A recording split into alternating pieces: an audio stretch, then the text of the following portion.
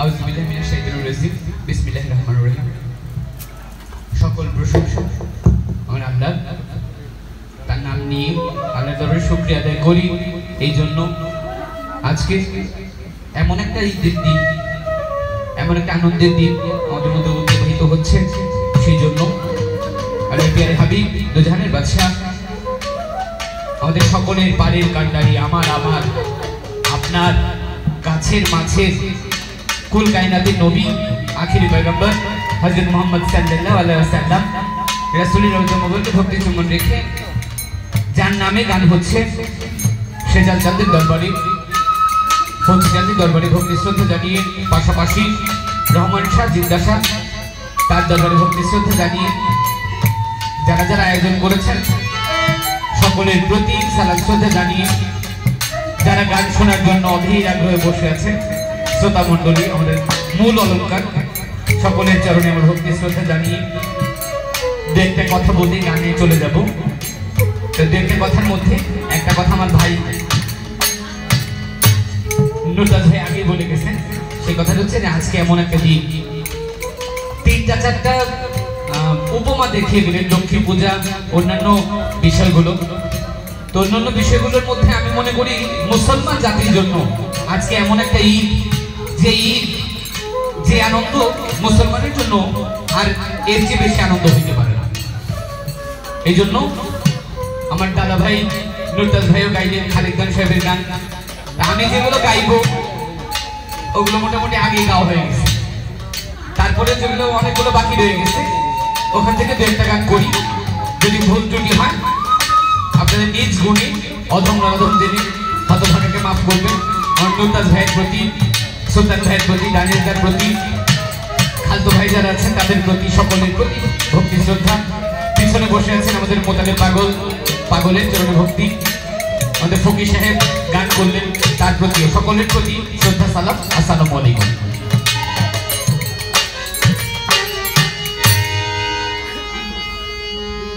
গান করার আগে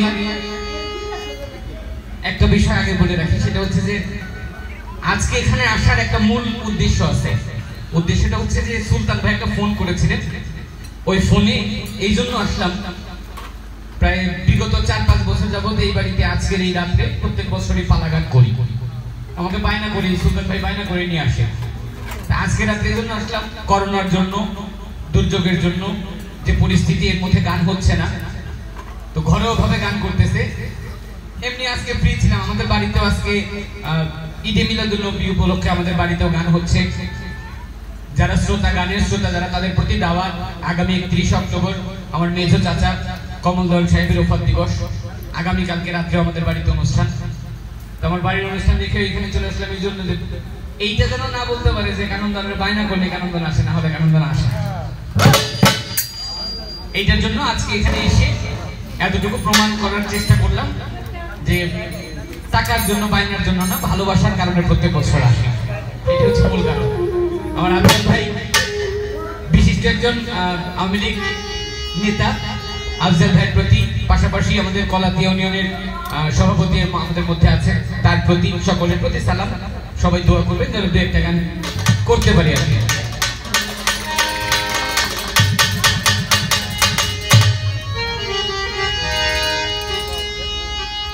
দয়াল আমার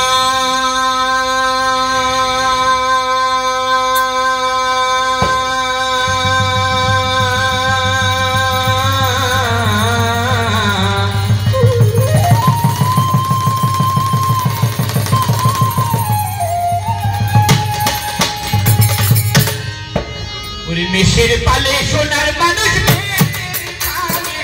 মেষের পালে সোনার মানুষ, দয়ালুর দেশে চলছে বনের মাঝে, রাখা দিয়া বেশে রে,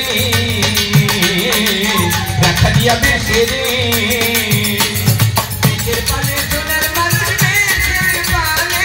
মেষের পালে সোনার মানুষ, দয়ালুর দেশে চলছে বনের মাঝে, রাখা দিয়া বেশে রে।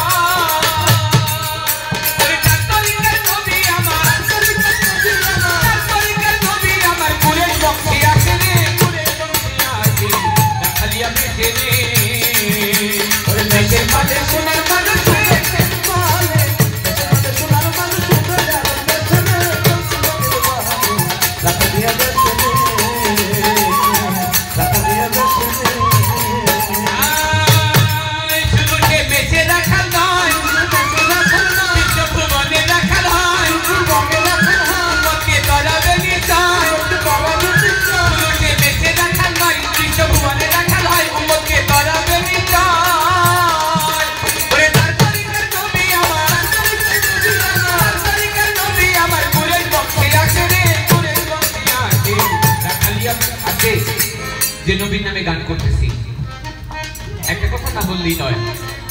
নবী আমার বকরি নিয়ে যায়, বাঘে তার বকরি সব ফিরায়, সূর্যের তাপ মেঘে তার থামায়, বাতাস করে ফোনা ধরে সর্প কাছে এসে। শুধু সে মেশে দেখাল নয়, বিশ্ব ভুবনে দেখাল হয়, উম্মতকে তরাবেন নিশ্চয়। উম্মতদেরকে নবী তরাবেন। আমরা সবাই বুকে হাত রেখে এতটুকু দাবি করতে চাই যে সবাই নবীর উম্মত, কিন্তু আসলে নবীর উম্মত কয়জন বলতে পারছি এটা বুকে হাত দিয়ে বলতে পারবো না। নবীর উম্মত হয়েছিলেন আবু বকর সিদ্দিক। নবী যেদিন মক্কা ছেড়ে মদিনায় চলে যাবে তার 6 মাস আগে এক সভার মধ্যে নবী বললেন, আবু বকর, এই মক্কা ছেড়ে একদিন আমার মদিনায় যাইতে হবে, যদি পারো প্রস্তুত থাকিও। এই কথাটা বললেন ছোট, এই কথা বললেন যেদিন নবী যাবেন তার ঠিক 6 মাস আগে। যেদিন নবী যাবেন ওই রাতে নবীর ঘরের চারিপাশে কাফেরগণ একজন আরেকজনের হাত ধরে একটা শিকলের মতো তৈরি করে নবীকে বেষ্টনী দিয়ে রাখলেন, কোনোভাবে মুহাম্মদ যেন বের হইতে না পারে। নবী আমার আল্লাহর হুকুমে ঘর থেকে বের হইলেন, ঘরের দরজা খুললেন, কিছু ধুলি মাটি নিয়ে ইয়াসিন সূরার কয়েকটা আয়াত পড়ে নবী ফুঁক দিয়ে যখন ধুলা ছেড়ে দিলেন, কোন দিক দিয়ে মুহাম্মদ বের হয়ে গেছেন কাফেরগণ কেউ বলতে পারবে না। নবী মক্কা থেকে বের হয়ে যান, ঠিক মক্কা শেষ প্রান্তে হঠাৎ করে মনে পড়ে গেছে আজকে থেকে 6 মাস আগেই বলছিলাম, দেখি তো আবু বকর প্রস্তুত আছে কিনা। হাঁটতে হাঁটতে চলে গেলেন আবু বকরের বাড়ির দরজায়, আর দূর থেকে নবী তাকিয়ে দেখেন আবু বকরের বাড়ির দরজার মধ্যে মধ্যরাত্রে 2টা ঘোড়া নিয়ে একটা লোক দাঁড়ানো। নবী হাঁটতে হাঁটতে যখন কাছে গেছেন, গিয়ে দেখেন 2টা তরতাজা ঘোড়া নিয়ে নতুন পোশাক পরে আবু বকর সিদ্দিক দাঁড়িয়ে আছে। নবী বলেন, আবু বকর, এত রাত্র, মধ্যরাত্র, সবাই ঘুমায়, তুমি ঘুমাও নাই? আবু বকর বলে, নবী, শুধু আজকে নয়, যেই দিন আপনি বলেছেন যে একদিন মক্কা থেকে মদিনায় যাইতে হবে, আবু বকর প্রস্তুত থাকিও, নবী, ওই দিন থেকে আর একটা রাত্র আমি ঘুমাই নাই। প্রত্যেক দিন রাত্রে আপনি একটা ঘোড়ার মধ্যে, আমি একটা ঘোড়ার মধ্যে, 2জন 2টা ঘোড়ার মধ্যে যাব, মরুভূমির মধ্যে ঘোড়া চলতে আরাম হয়, এই জন্য 2টা ঘোড়া নিয়ে প্রত্যেক দিন রাত্রে অপেক্ষা করি কোন দিন আপনি আসবেন। যেদিন আপনি আসবেন ওই দিন ঘুমাই, আর যদি দিন আপনি আমাকে না পেয়ে চলে যান, এই জন্য আপনি যেন আমাকে না পেয়ে চলে না যান, আপনাকে নিয়ে মক্কা থেকে মদিনায় যাবো, এই জন্য প্রত্যেক দিন প্রস্তুত থাকি। নবী খুশি হয়ে গেলেন, আবু বকরকে নিয়ে রওনা দিলেন। আপনারা অনেকেই জানেন আমার নবী একটা গুহার মধ্যে লুকাইছিল, যে গুহার মধ্যে মাকড়সা জাল ফেলেছিলেন, কবুতর ডিম পেড়েছিল, জানেন না সবাই? ওই গুহার মধ্যে নবী যখন আবু বকরকে নিয়ে ঢুকলেন, নবী বলেন, আবু বকর, আমি বিশ্রাম নিব। আবু বকর তার জানু, তার রান পেতে দিলেন নবীকে বিশ্রাম নেওয়ার জন্য। আবু বকরের জানুর মধ্যে নবী ঘুমায়, আর আবু বকর তাকিয়ে দেখে গুহার মধ্যে 100 ছিদ্র। চিন্তা করে কোন ছিদ্র থেকে কোন পোকামাকড় এসে নবীকে কামড় দিবে, নবীর যদি ঘুমে বেঘাত ঘটে। মাথার মধ্যে ছিল পাগড়ি, মাথার পাগড়ির কাপড় খুলে ওই কাপড় টুকরো টুকরো করে একটা একটা করে ছিদ্র বন্ধ করতে লাগলেন। সব ছিদ্র বন্ধ হয়ে গেছে। ওই যে পা পেতে আছে, পায়ের সামনে, পায়ের বৃদ্ধাঙ্গুলের সামনে একটা ছিদ্র, কাপড়ও আর নাই। পায়ের বৃদ্ধাঙ্গুল দিয়ে ছিদ্র বন্ধ করে রাখলেন, আর এই ছিদ্রের মধ্যে ছিলেন এক বিষধর সাপ। ওই সাপ বারবার বের হইতে চান, বের হইতে পারেন না, শেষ পর্যন্ত ওই সাপ বাধ্য হয়ে আবু বকরের কামড় পায়ের মধ্যে ছোবল মারলেন। বৃদ্ধাঙ্গুল থেকে পা থেকে মাথার মধ্যে বিষ উঠে গেছে, আবু বকর মারা যায় বিষে। চোখের পানি ছেড়ে দিচ্ছেন এই জন্য যে নবীকে মক্কা থেকে বের করে নিয়ে আসলাম, মদিনা পর্যন্ত বুঝি পৌঁছাইতে পারলাম না। সাপের বিষে নিজের জীবন চলে যায়, নিজের জীবনের দিকে তার লক্ষ্য নাই, তার লক্ষ্য হইল ওই দিকে যে নবীকে দিতে পারবো কিনা। আর আবু বকর যখন চোখের পানি ছেড়ে দিয়েছেন, ওই চোখের পানি পড়লেন নবীর গালের মধ্যে। নবী ঘুম থেকে উঠে দেখেন আবু বকর নীল বর্ণের হয়ে গেছে। নবীর মুখের পবিত্র কিছু লালা, নবীর মুখের একটু থুতু ওই সাপের কামড় দেওয়ার জায়গার মধ্যে লাগালেন, সঙ্গে সঙ্গে বিষ পানি। সবাই বলে সুবহানাল্লাহ। বিষ পানি হয়ে গেলেন। নবী বলেন, আবু বকর পা সরাও।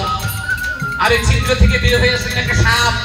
ওই সর্প ডাকতে বলেন, নবী, আমি আজকের থেকে না, আমি মুসা নবীর আমলের একজন উম্মত ছিলাম। মুসা নবীর আমলে এক কিতাব ছিল, যে কিতাবের নাম হচ্ছে তৌরিত কিতাব। ওই তৌরিত কিতাবের মধ্যে মুহাম্মদী নাম পেয়েছিলাম, আর এই মুহাম্মদী নাম তৌরিত কিতাব থেকে কেটে দিয়েছিলাম। এই জন্য মনে করতাম আমার নবী মুসা নবী বড়। আর মুসা নবী আমাকে অভিশাপ দিয়েছিলেন, মুহাম্মদ নামের সাথে বিয়াদবি করলা, তুমি যেন সর্পের মধ্যে পরিণত হও। নবী সেই দিন থেকে সর্প হয়ে বসে আছি আপনার কাছে ক্ষমা চাওয়ার জন্য। আমার নবী সর্পকেও ক্ষমা করলেন, আবু বকরকে বাঁচিয়ে নিয়ে গেলেন। তাই নবী এমন একজন লোক ছিলেন যিনি ইহকাল পরকাল করানোর জন্য মানুষের জন্যই দুনিয়াতে এসেছেন। আজকে সেই নবীর আগমনের দিন, আমরা সবাই একবার আল্লাহর দরবারে সবাই একত্রে বলে আলহামদুলিল্লাহ। আলহামদুলিল্লাহ। নবীর এই ঈদুল মিলাদুন নবী পালন করার মতো তৌফিক আল্লাহ আমাদের দিয়েছেন। ধন্যবাদ।